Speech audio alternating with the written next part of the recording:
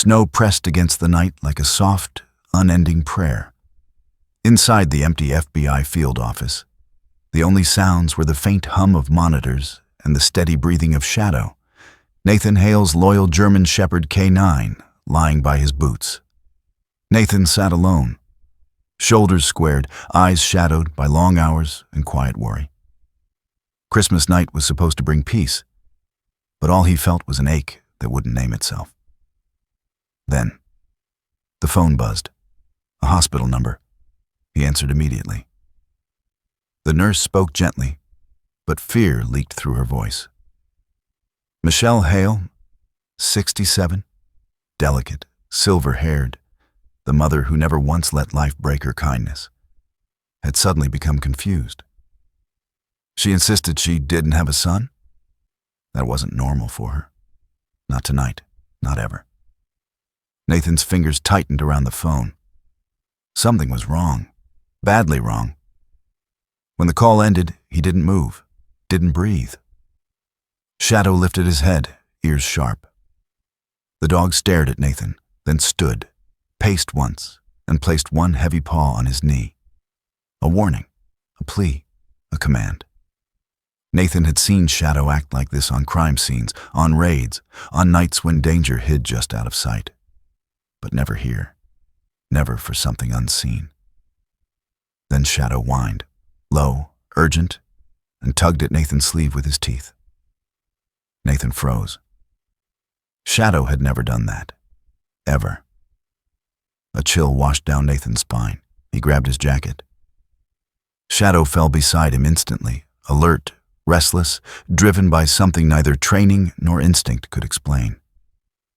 He texted Audrey quickly, "I'm going early. Something feels off." No reply. It didn't matter anymore.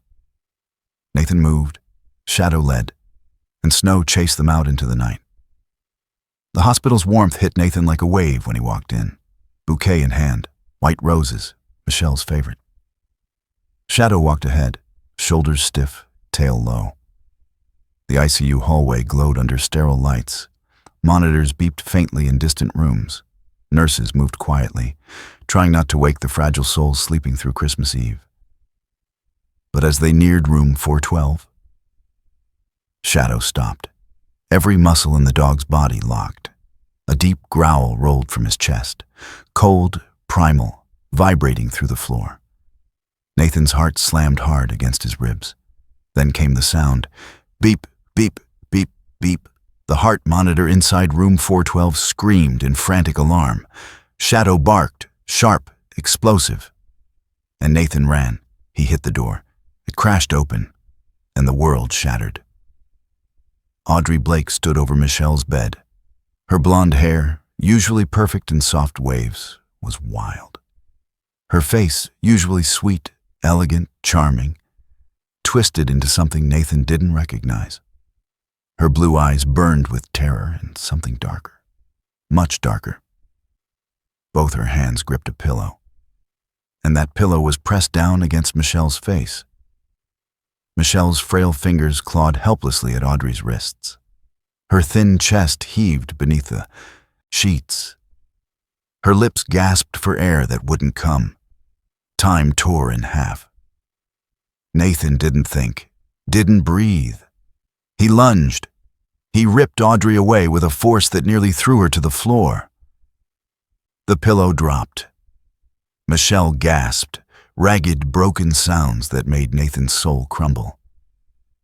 Shadow leapt onto the bed, planting himself between Michelle and Audrey, snarling with a fury Nathan had only seen once, when a suspect tried to stab Nathan years ago. Audrey stumbled backward, hands shaking. "Nathan, baby," she was choking, she panicked. "I was trying to help." Nathan's voice came out like a blade dipped in ice. "This is what helping looks like." Michelle clutched his sleeve with the last of her strength. Her lips trembled. "Nathan." He cupped her face, fighting the terror rising in his throat. "I'm here. Breathe, Mom. I'm here." A nurse burst through the door. Young, Latina, ponytail bouncing, badge reading J. Morales. She froze at the sight. Shadow snarling, Audrey shaking, Michelle gasping. A second nurse arrived. Older, tall, expression carved from steel. She immediately hit her radio. "Security to ICU 412. Now." Audrey sobbed. "I didn't mean... Nathan, please, you have to believe me." But Nathan's eyes were cold. Colder than the snow outside. Colder than the truth crashing down around him. He had loved this woman, had trusted her, had planned a future with her. And now... If he had arrived 5 minutes later, 2 minutes, his mother would have died, on Christmas, at the hands of the woman he had intended to marry. Michelle trembled beneath the oxygen line. Her eyes, full of hurt and fear and fragile hope, found Nathan's. If tonight had been different, if he had stayed at the office, if Shadow hadn't warned him, she would be gone. Nathan felt something inside him twist, break, and burn all at once. Audrey whispered, voice shaking, "I love you. I did this because I love you." Nathan stared at her with a grief so heavy it nearly dropped him to his knees. Because now he understood. He hadn't come early by accident. Shadow hadn't growled at nothing. Michelle hadn't suddenly become confused without reason. Maybe it wasn't instinct. Maybe it wasn't chance. Maybe, on this snowy Christmas night, God had placed his hand on Nathan's shoulder and turned him toward the one room where a miracle was still possible. And because of that, his mother was alive. Everything else? Everything he thought he knew? Shattered. But Michelle was alive, and that was enough for tonight. If this story touched your heart, please like, comment, and subscribe for more stories of angels, protection, and miracles that remind us God is still watching.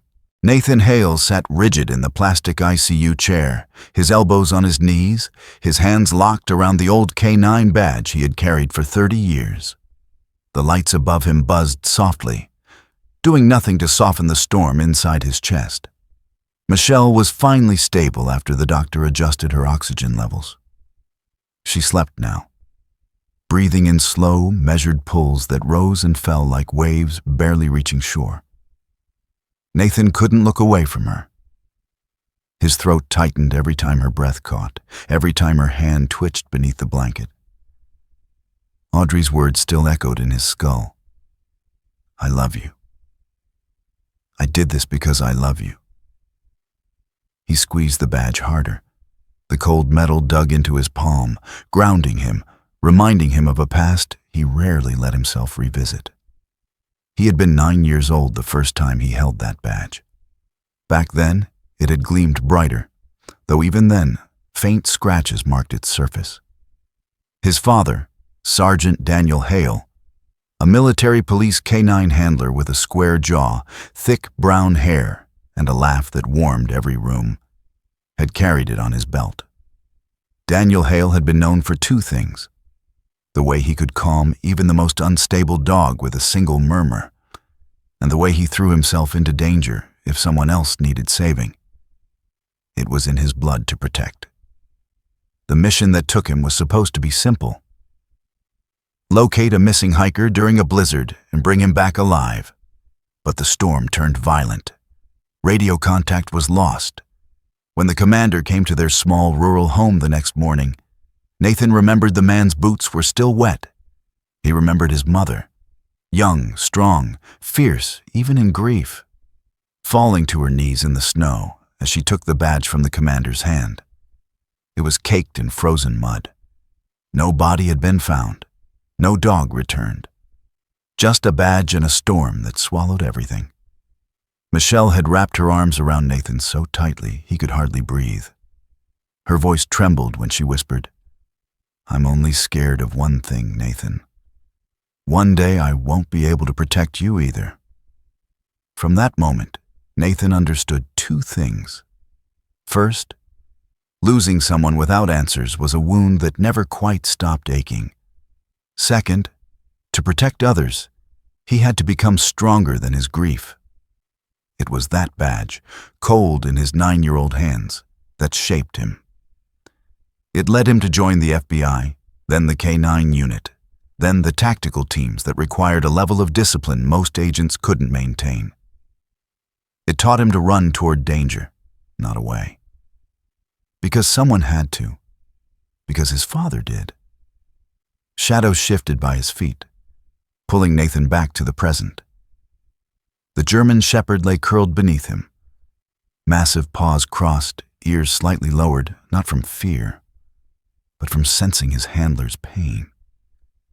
His sable black and gray coat glimmered softly under the ICU lighting.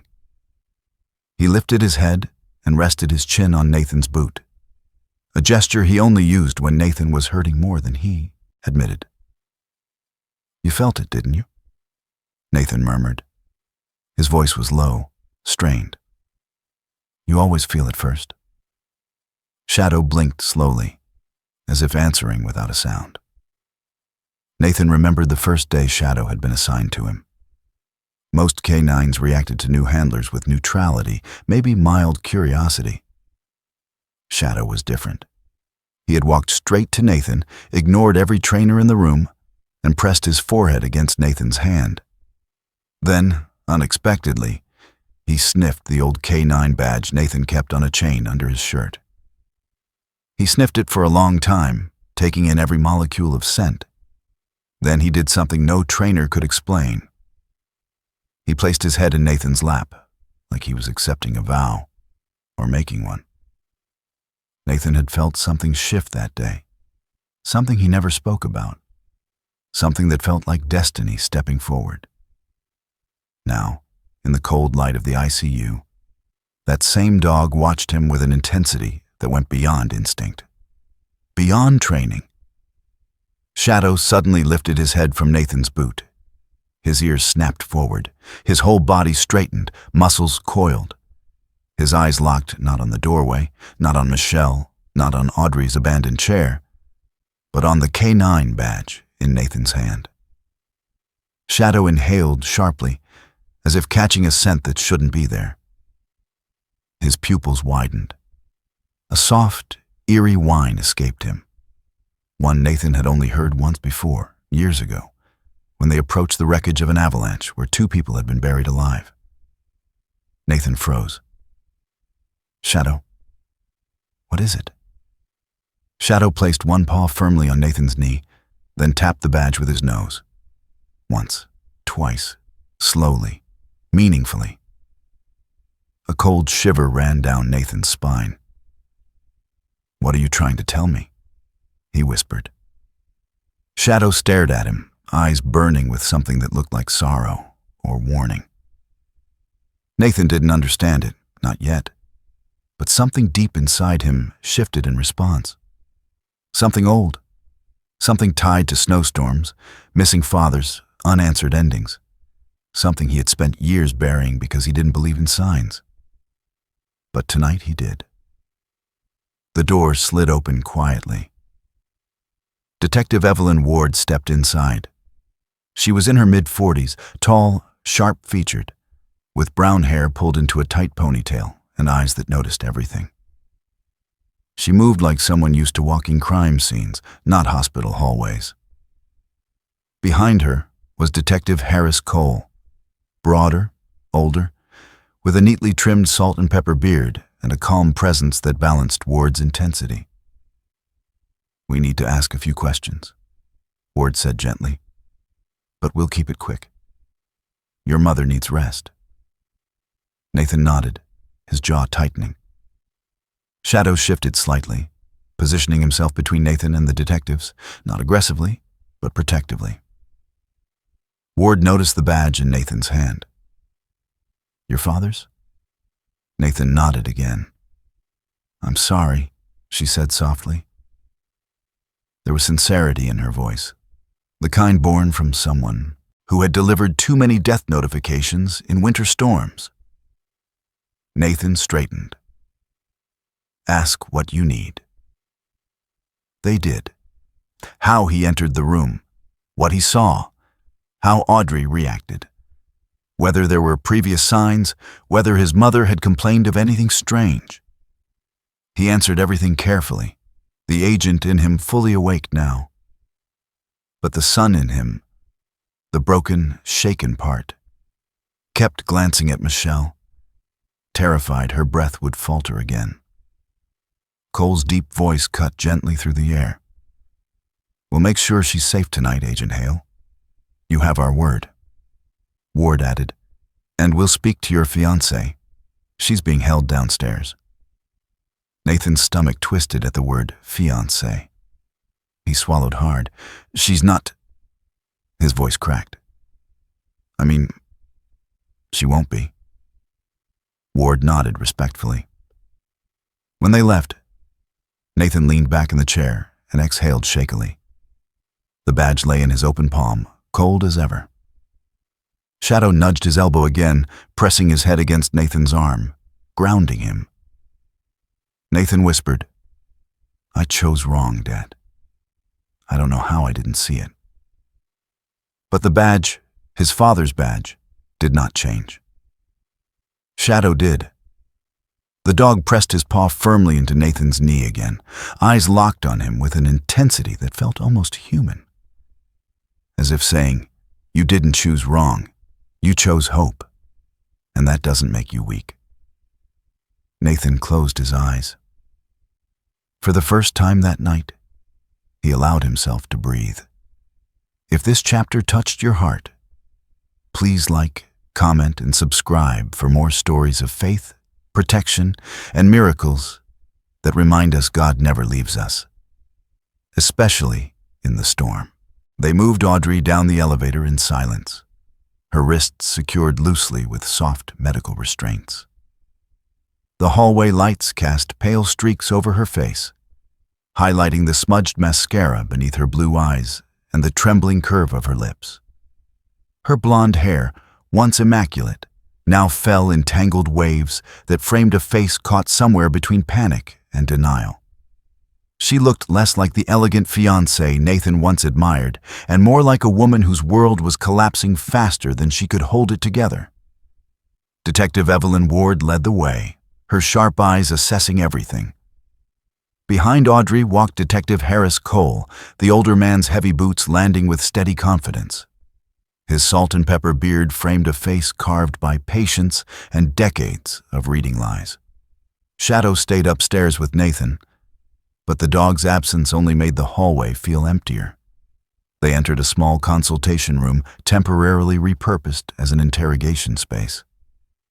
The walls were beige, the lights too bright, and the air smelled faintly of disinfectant and old paper. A metal table stood in the center with 2 chairs facing it. Ward sat across from Audrey, while Cole positioned himself near the door, arms crossed over his chest. Ward spoke first, her voice calm and even. "Audrey Blake, age 34, event planner, lives in Midtown, engaged to Agent Nathan Hale. Do you understand that this conversation is being recorded?" Audrey swallowed hard. "Yes." "Good. Let's start with what happened upstairs," Ward said, leaning forward slightly. Audrey clasped her hands together, as if praying. "It was a misunderstanding. Michelle, she was choking and I panicked. I tried to help her sit up, but she fought back.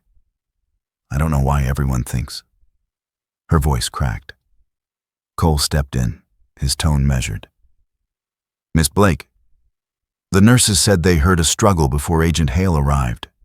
The monitor showed oxygen dropping sharply moments before they entered, and there are red marks on Michelle Hale's face consistent with pressure from a pillow." Audrey froze. Ward continued, "So let's try again." For a moment, Audrey's lips moved, but no sound came out. She looked at Ward as though searching for mercy, then at Cole, whose expression remained unchanged. The silence pressed in on her until she broke. "Fine," Audrey whispered. I didn't mean to hurt her. It wasn't supposed to go that far." Ward didn't react. "Go on." Audrey stared at her hands. The knuckles were white. "My business failed 6 months ago. I kept pretending everything was fine, but I was drowning. Rent, credit cards, loans. I'm months behind on everything. Nathan was the only good thing that happened to me. He made me feel like I could breathe again, like my life wasn't just falling apart. Cole shifted, uncrossing his arms. So, you saw him as a solution. Audrey flinched as if struck. I loved him, she shot back. But yes, he was my chance to start over. After meeting him, things finally felt possible again. And Michelle? Ward asked. Audrey hesitated, then the words poured out. She didn't think we should get married so fast. She thought I was rushing him. She thought something wasn't right. And I knew if she talked to him, if she told him to slow down, he would.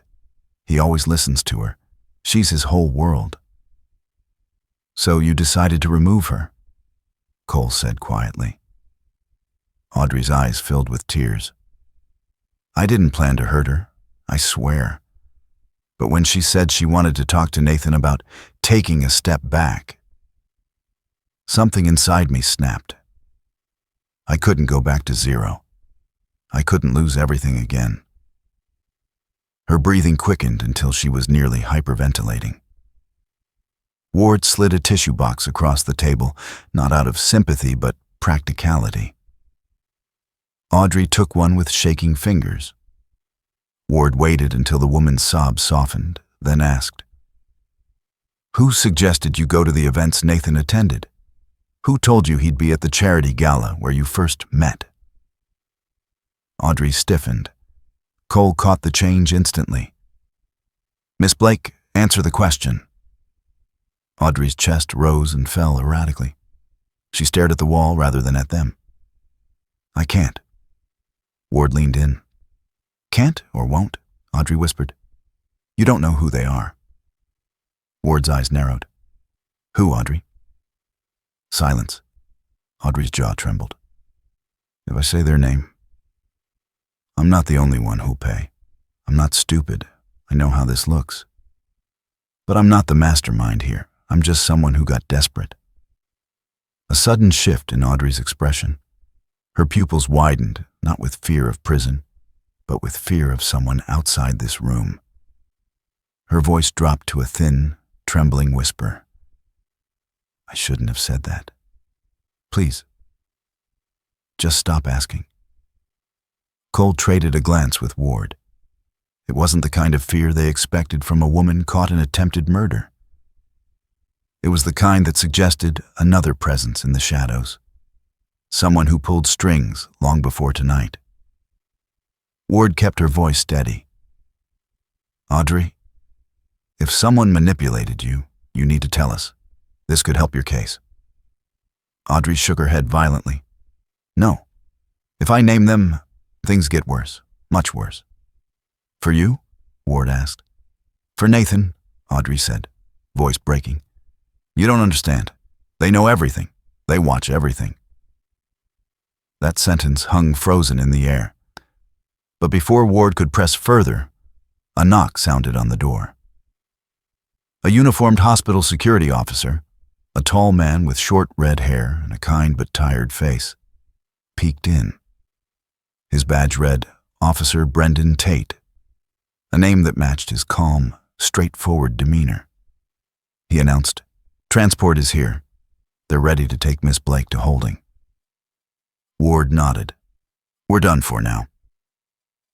Audrey was helped to her feet. Her legs wobbled like she might collapse.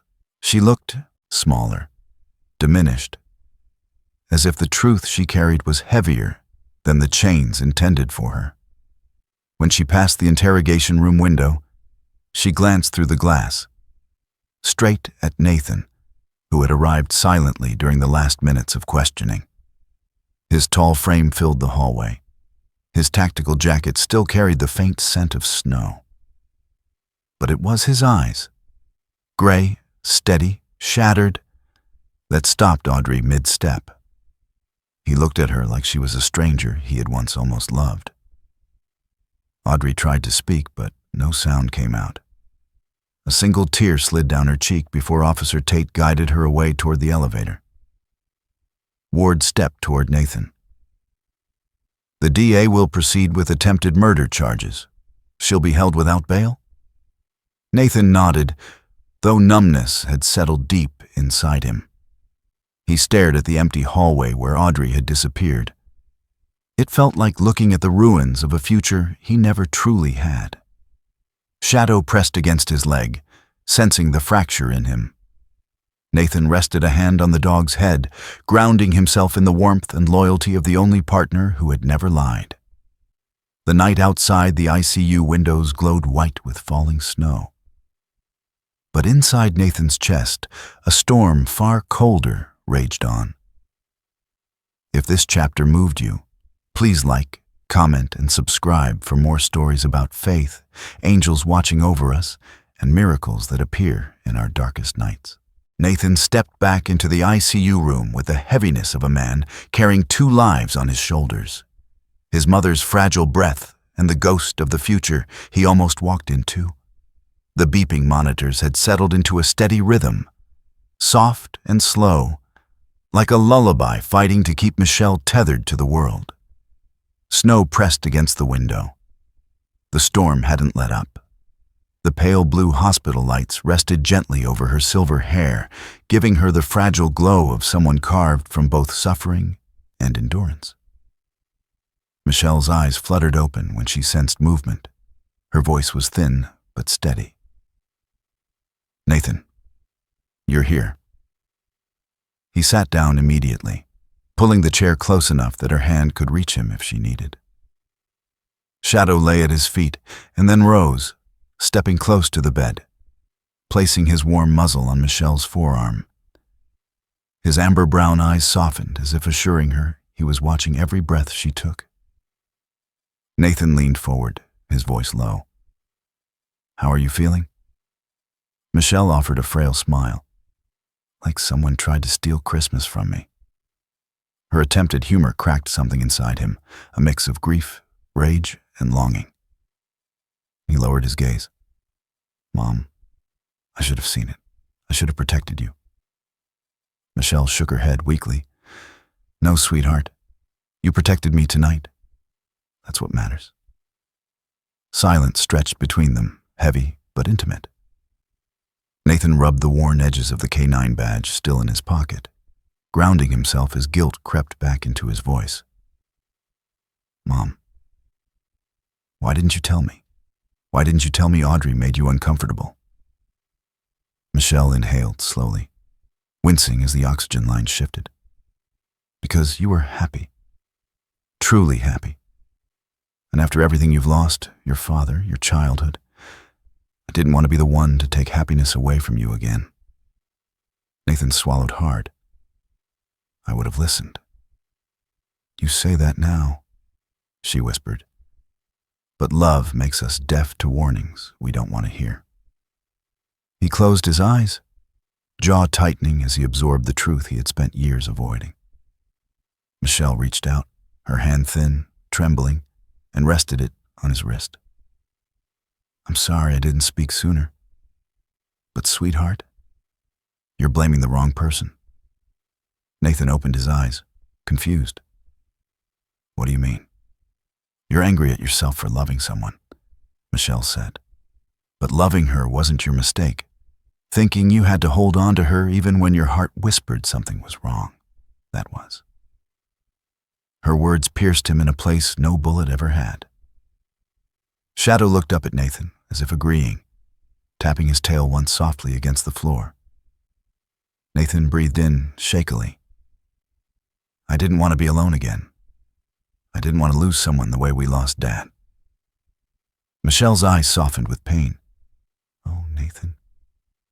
He looked at her, voice breaking.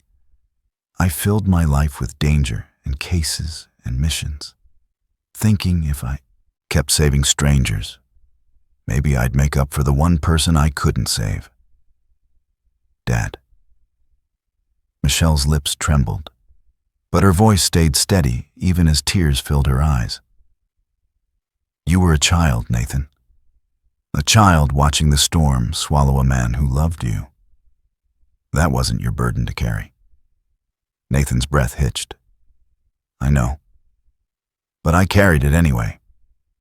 Michelle closed her eyes for a moment, letting the truth settle between them. Shadow pressed his head closer to her hand, and Michelle smiled faintly at him. You always choose partners with good instincts, she whispered to the dog. Shadow's ears perked gently, and he nudged her knuckles with his nose, as if returning the compliment. There was a soft knock on the door. The hospital chaplain stepped in, a man in his early 50s with thinning brown hair combed back neatly, warm brown eyes, and an aura of quiet compassion. His clerical collar stood crisp against a simple black shirt. His name tag read Chaplain Samuel Briggs. His face carried the kind of gentleness that only comes from years of witnessing both miracles and heartbreak. Mrs. Hale? He said softly. May I come in? Michelle nodded, and Nathan rose halfway as a sign of respect. Briggs waved him gently to stay seated. You've been through a lot tonight. Both of you. Nathan studied him with the silent caution of an FBI agent. Though the chaplain's presence was so disarming, it was almost impossible to distrust. I was told there was a difficult incident, Briggs continued. If you need someone to talk to or to pray with, I'm here. Michelle gave him a tired smile. Tonight feels like God grabbed Nathan by the collar and dragged him here before it was too late.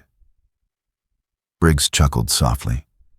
God works in quiet ways. But sometimes he works loudly too. Nathan looked away, discomfort flickering in his chest. I didn't come because of faith, he said. I came because something felt wrong. Briggs nodded. That's how faith often starts. A feeling you can't explain. Nathan let out a breath shakily. I didn't want to see who Audrey really was. I saw what I wanted to see. Someone who made me feel less alone. Briggs sat down calmly in the spare chair. When our hearts ache, manipulators don't need to trick us. They just need to reflect the shape of our wounds. They mimic the love we long for. Michelle closed her eyes, pained by how true that sounded. Briggs turned to Nathan gently. Grief blinds us. It convinces us that any warmth is healing, even when it burns. Nathan rubbed his face, overwhelmed. She could have killed my mother, and I still don't understand how I missed the signs. Briggs leaned forward, elbows on his knees. Because you are human. You gave love freely, and good hearts assume others are good too. Nathan didn't speak. He couldn't. But he felt something inside him loosen, like a knot pulled too tight for too long. Shadow lifted his head. He turned his gaze upward, toward the ceiling. His ears pricked sharply, and he stared at a random patch of air as though tracking something unseen. His whole body stilled. 1 beat, 2 beats, 3. Then his eyes shifted to Nathan, slowly, deliberately, like he was urging him to pay attention, like he sensed something neither of them could name. Briggs watched the dog with curiosity. Animals often sense what we don't. Nathan felt a chill. Shadow only does that when something's wrong, Michelle whispered. Or when something's coming. Shadow finally relaxed, lowering his head again. But Nathan didn't miss the warning in that small moment, a signal he didn't yet understand. Briggs rested a hand lightly on the foot of Michelle's bed. You're safe now, but wounds of the heart heal slower than wounds of the body. Michelle squeezed Nathan's hand. He saved me. God saved me through him. Nathan looked at her, tears burning behind his eyes. I won't leave you again. Not now. Shadow nudged his arm softly, the dog's warmth grounding him as the night deepened outside with quiet snow. If this chapter touched your heart, please like, comment, and subscribe for more stories of miracles, protection, and God's grace in our darkest moments. Detective Evelyn Ward returned to the hospital just after dawn, when the sky was still bruised with the blue of an unbroken night. Nathan was sitting in the family waiting area outside the ICU, his posture guarded but alert, as if sleep was a luxury he could no longer afford. Shadow lay beside him in a protective curl, his sable coat rippling faintly whenever he exhaled.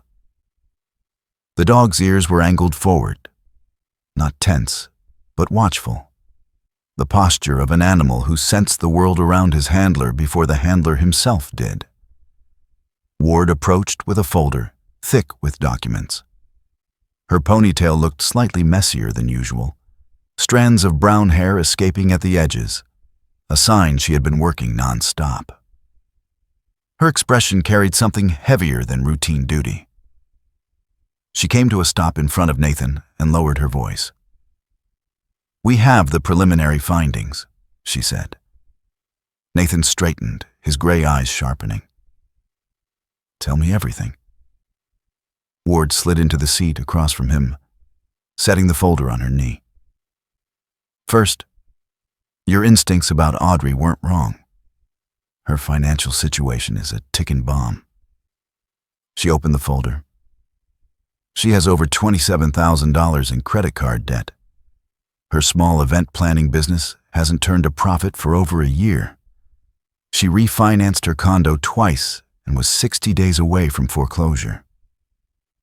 Nathan let out a slow, bitter breath. "She never mentioned any of that." "She wouldn't," Ward replied. "People drowning in debt don't mention the storm, only the sunshine they want others to see." Nathan's stomach tightened with a familiar guilt. "I should have noticed something." Ward shook her head. "No, you shouldn't have. She hid it well." She pulled out another page. "But that's not the most concerning part." Shadow lifted his head, sensing the shift in Ward's tone. Nathan tensed. Ward continued. "Her browsing history shows repeated searches about you. Articles, interviews, your career milestones, public records, even the fundraising gala schedule. She specifically looked for events where you were likely to appear." Nathan's jaw clenched. "So she didn't accidentally meet me there?" "No," Ward said. "She positioned herself to cross paths with you." Nathan leaned back, exhaling through his teeth. The truth didn't surprise him, not anymore. But it still cut deep. Shadow nudged his knee gently, as if telling him to stay present, stay grounded. Ward pulled another sheet from the folder. "Here's where things get more complicated. 1 month ago, someone accessed your mother's medical file and your insurance data." Nathan's entire body went still. "Accessed? How?" "Through your hospital's online system. But it wasn't Audrey." Nathan's eyes hardened.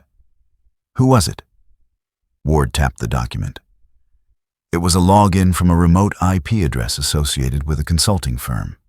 Officially, they deal with debt mediation and financial restructuring. Unofficially, she hesitated. They've been linked to cases of high-interest shadow loans and coercive contracts. Nathan's heartbeat thickened. "Are you saying one of Audrey's creditors accessed those files?" Ward nodded slowly. "It's possible. They contacted Audrey 6 months ago, offering to help manage her debt. She received multiple emails and at least one physical letter. We found a copy in her apartment, crumpled, hidden under a drawer." Nathan's voice darkened. "So someone pushed her, manipulated her." Ward didn't sugarcoat it. "Maybe, but we don't know the scale. We can't assume this was just financial coercion. Audrey still made her own choices, and she is responsible for Michelle's attack. But..." She leaned forward, lowering her voice even more. "We now have evidence that someone else was watching you. Someone who wanted information they had no right to. Nathan's pulse hammered once, deep in his chest. Why target my mother's medical file? Ward held his gaze. Patterns like these usually point to planning. Someone wanted to know her vulnerabilities, her oxygen dependency, her schedule, her condition. Nathan swallowed, the air suddenly razor thin. They planned for her to be an easy target. Shadow stood abruptly, not aggressively, but with a sudden tension that vibrated through his entire body. His ears pricked, his muscles tightened, and he stared toward the hallway as though he sensed something approaching. Nathan instinctively placed a hand on the dog's shoulders. What is it, boy? Shadow didn't move, didn't blink. His tail stiffened as if warning of an unseen presence. Ward glanced toward the hallway, seeing nothing, hearing nothing. Is this normal for him? Nathan's voice dropped. He doesn't react like this unless... Shadow let out a deep, guttural hum in his throat, a sound halfway between a growl and a warning note. He took 3 steps toward the hallway, then turned his head sharply back to Nathan, amber eyes burning with a message that felt almost human. Shadow wasn't sensing danger. He was sensing someone. Someone who didn't belong, and someone who had already been too close. Ward watched the dog carefully, her brows furrowing. He's reacting to something specific. Does he do that when he smells familiar scents? Something from a past case? Nathan didn't answer immediately. He crouched next to Shadow, placing a hand over the dog's strong chest. Shadow's heartbeat hammered like a frantic drum. Nathan whispered, "What are you trying to tell me, buddy?" Shadow pressed his nose against Nathan's jacket pocket, the one where he kept his father's old K9 badge. His breath trembled against the fabric.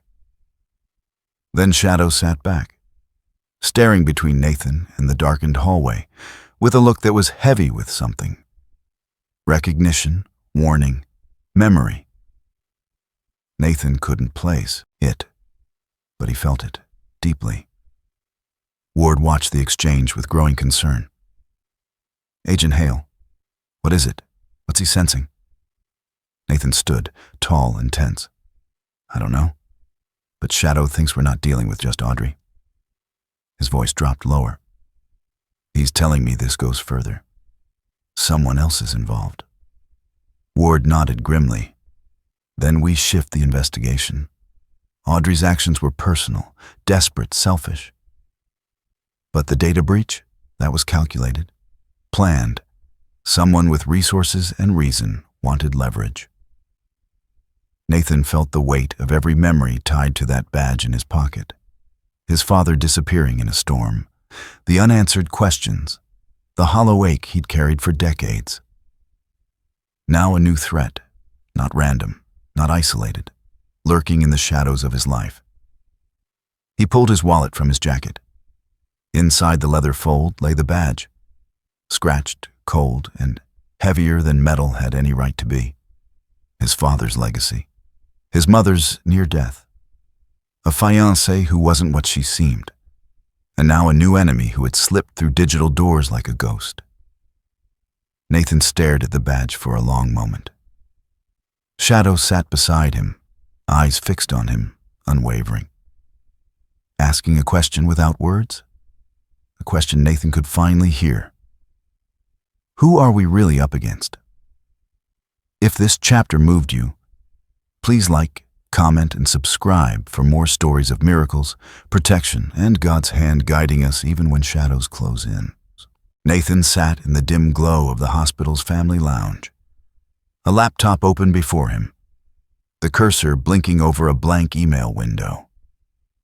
The early morning light seeped faintly through the frost-covered windows, painting the room in muted silver. Shadow rested beside him, stretched long across the cold tile floor, but his head stayed lifted, watching Nathan with unwavering focus. It was as if the dog already knew what choice his handler was about to make. Nathan exhaled deeply. He had sent hundreds of operational reports in his life, requests for warrants, tactical briefs, post-mission summaries. But never this.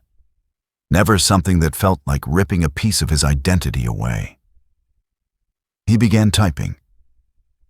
I request extended leave from active field duty, effective immediately. His fingers paused. His jaw tightened.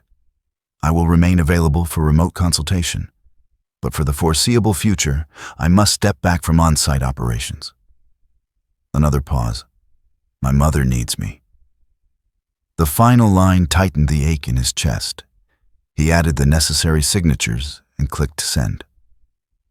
The message flew into the bureau system with a soft swoosh that felt too quiet for how much it changed.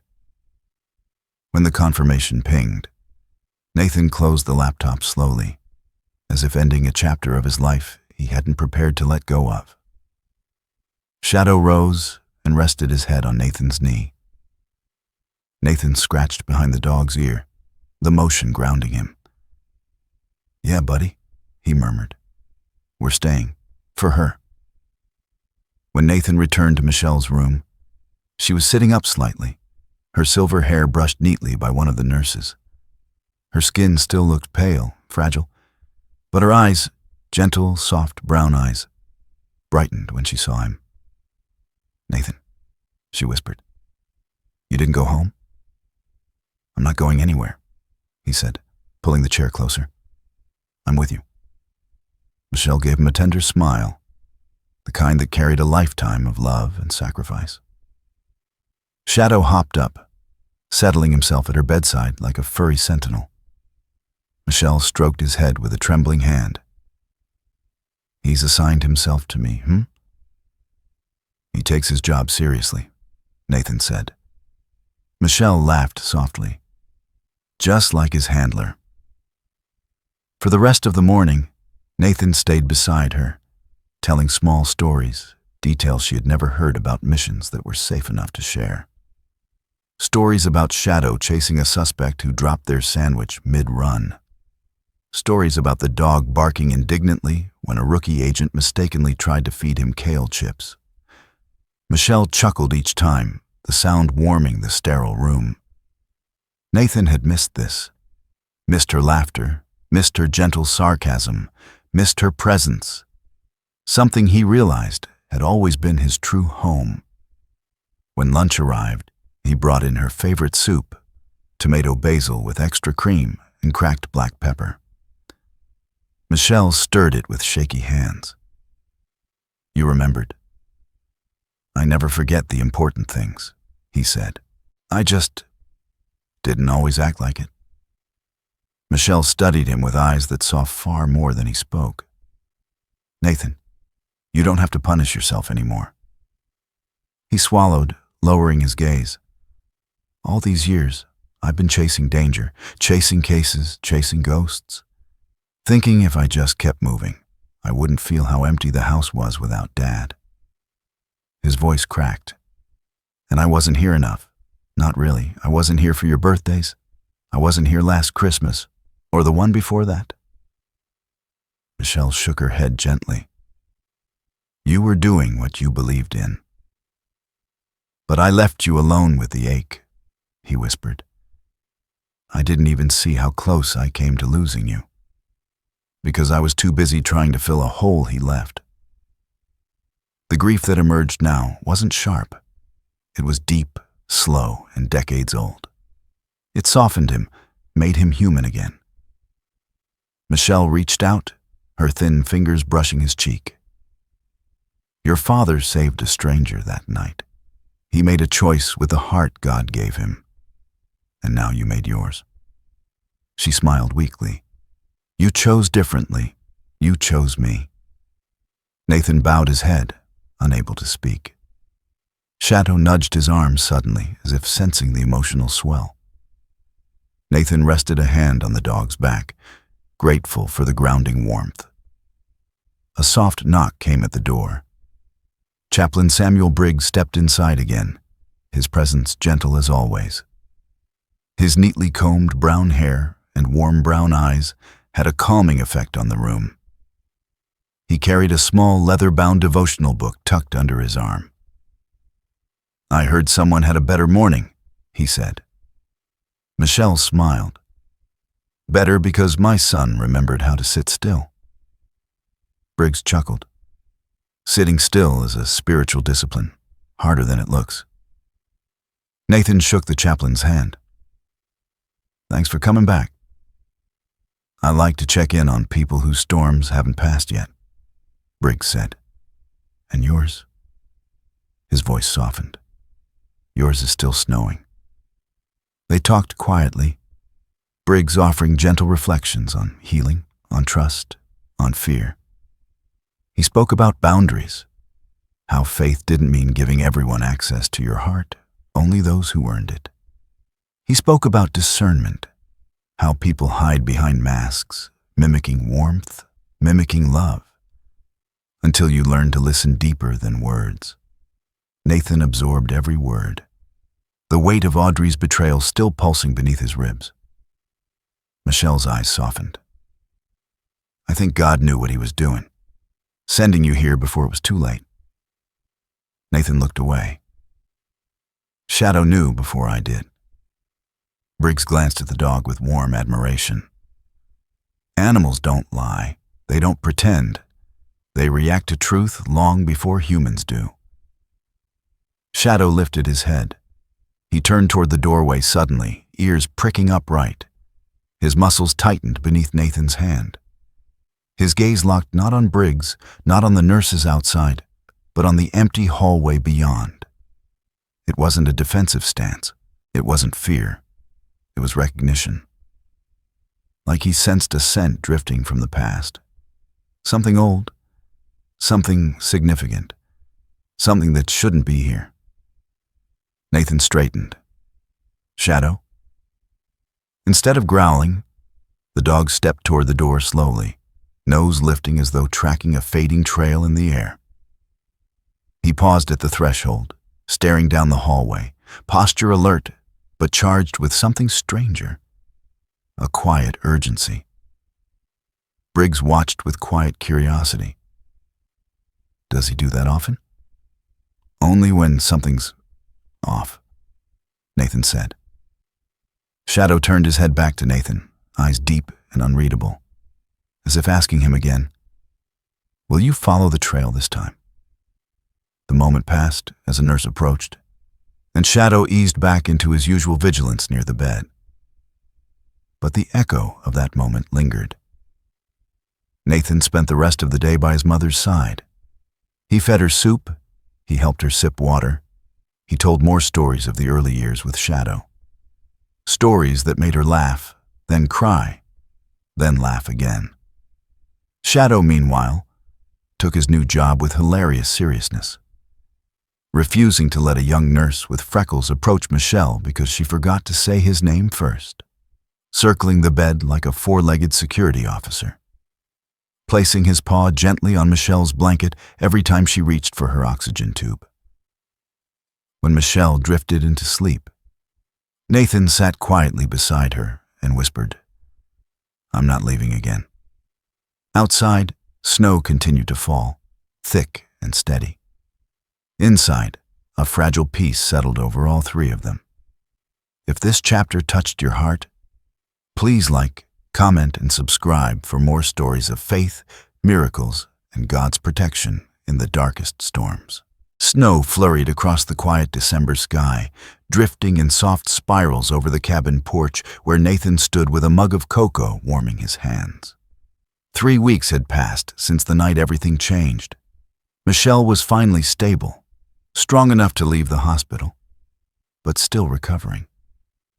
Slow breaths, cautious steps, a little more color in her cheeks each day. The city felt too loud, too sharp for someone who'd nearly died. So Nathan brought her somewhere gentler, a small rented cabin just outside of Evergreen Ridge, where the pines stood tall and the world moved slower. Inside, the fire crackled softly. Shadow lay sprawled across the rug, his dark sable coat glistening in the firelight, chest rising and falling with deep, steady breaths. Every so often he twitched in his sleep, dreaming, paws kicking lightly, ears flicking at sounds only he could hear. Nathan watched him with a faint smile. "Even off duty, you're still guarding the place, huh?" Shadow snorted in his sleep, as if answering. Michelle sat curled on the couch, wrapped in a knitted blanket.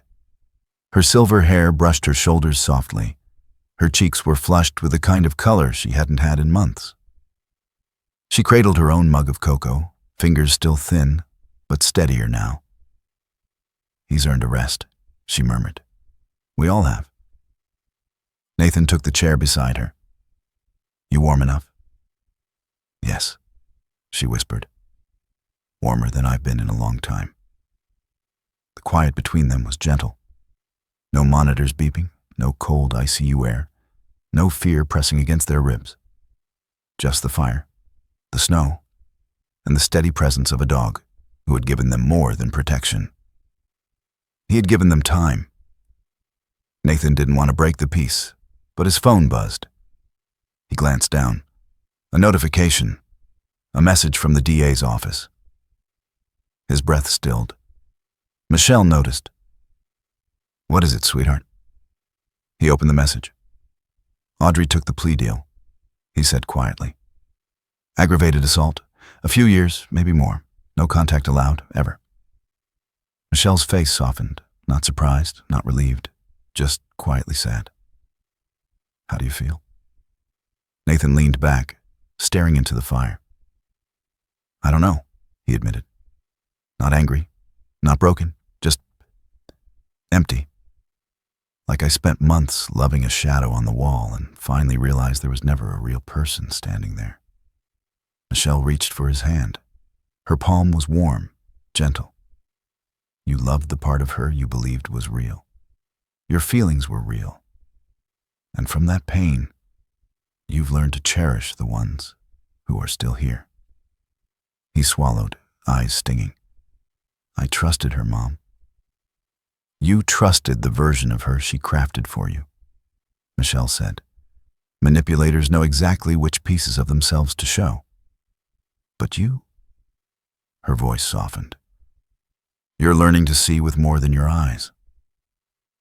Nathan didn't answer. He couldn't. A long silence settled again, thick but not uncomfortable.